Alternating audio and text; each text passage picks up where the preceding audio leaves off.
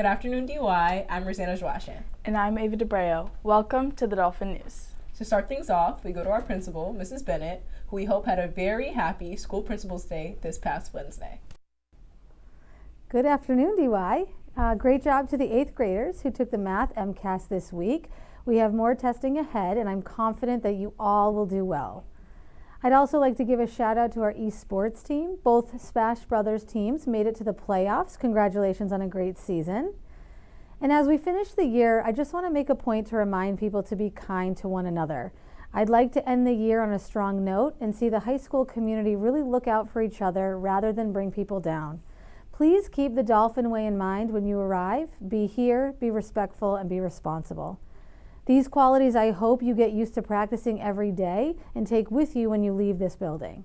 Please be a positive contributor to this community and the others around you. Thank you and have a great weekend. Back to you, Rosanna and Ava. Thank you, Mrs. Bennett. There's a lot going on at DY right now.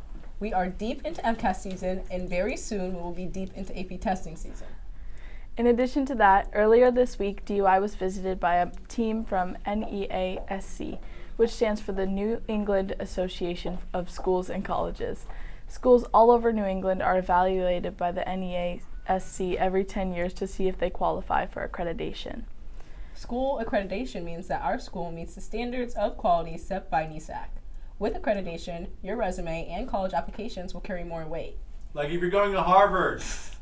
DUI is currently entering into its final years of the 10-year cycle, so you will see more activity involving staff members, students, and community members as we get closer to the 10-year mark.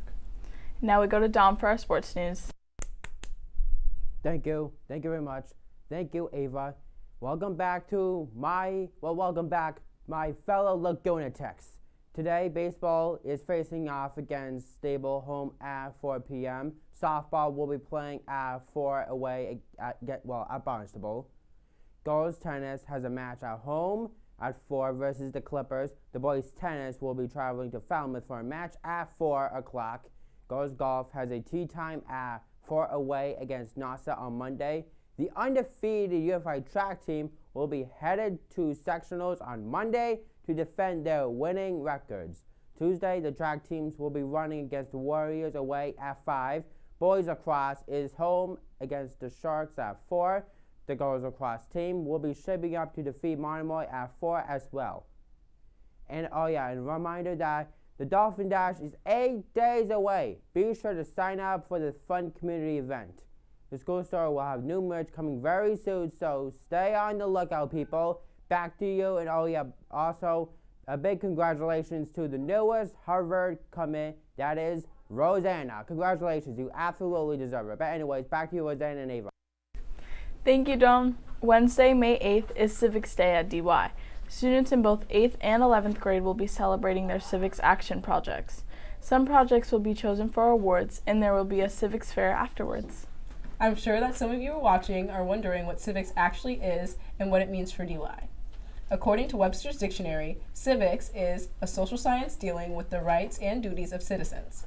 That means that DY students have been working in groups to take informed, authentic action towards a sustained change they hope to affect in their community. Civics often deals with difficult topics that don't have easy solutions, and sometimes the challenges raised can only be solved by regular citizens rolling up their sleeves and deciding to do the hard work towards change. Some of the topics that our students have taken on this year are school start time, affordable housing, mental health, gun violence, and substance use issues. The goal of these projects is for students to actively explore civic issues and develop their own civic identities. And now it's time for What Are You Reading, DY? This week we welcome Mrs. Mark to the DY News Show. Thank you, Rosanna. The book that I'm reading right now is A Paragon by Colin McCann. Previously, I read McCann's Let the Great World Spin. Set in New York City in 1974, the main characters were 2 Irish immigrant brothers and a prostitute. At the center of that story is an incident that really happened in August of 1974. A Frenchman named Philippe Petit took an unauthorized high-wire walk between the twin towers of the World Trade Center without a net, over 1,300 feet above the ground. After reading Let the Great World Spin, I looked for more books by Colin McCann, and I found A Paragon, a book which would also help me to learn more about the ongoing Israeli-Palestinian conflict. The book was published in 2020 and combines fiction with nonfiction. I did not know what the word apeirogon meant when I chose the book from the library. Hold on to your hats, math department, because when I looked it up, I learned that an apeirogon is a shape with an infinite number of countable sides. The author introduces and follows two protagonists, Rami Elhanan and Bassam Aramin. They are both real people, and both are fathers who have lost young daughters to the region's violence.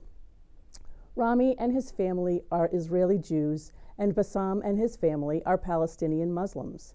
Bassam was one of the founders of a group called Combatants for Peace. Rami gets involved through his son 7 years before the death of his daughter. Together, Bassam and Rami travel the world as ambassadors for Combatants for Peace and have shared their stories countless times.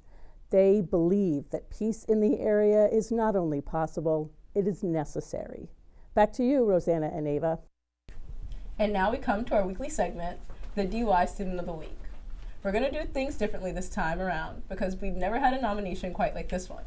We're going to start off by telling you who it is. This week's Student of the Week is Emma Rainio. Emma is helpful both in and out of the classroom. She has stepped up in taking charge with assignments for the yearbook.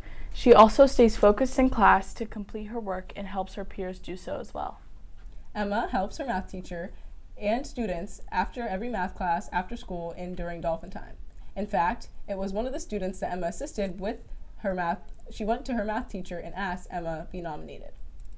For the first time, we have a Student of the Week who was nominated by a fellow DY student.